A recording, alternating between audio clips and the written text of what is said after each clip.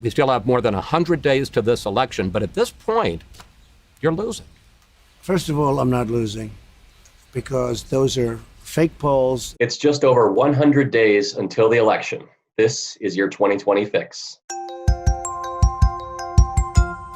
As we head down the home stretch of the election, Joe Biden has a growing and consistent lead in the polls, with recent polls, including one from the Washington Post and ABC News, showing him leading by double digits. Biden appears to have grown his lead in large part because of negative reviews of the president's handling of the coronavirus pandemic. Trump faces a deficit that has few comparisons in modern politics, especially when it comes to incumbent presidents. At the same time, there are more than 100 days until the election, and things can change. Here are 4 things to watch out for.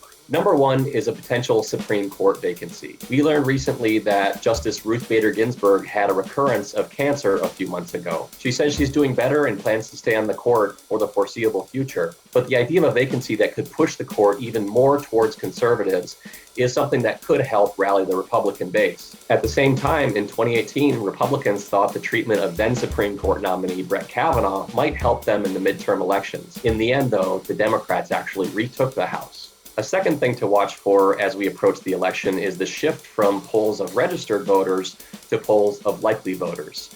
This is something that often helps Republicans whose voters are more likely to turn out to vote. The Washington Post ABC News poll showed Biden leading by 15 points overall, but when you focused on voters who were certain to vote in the election, that margin dropped to 11 points.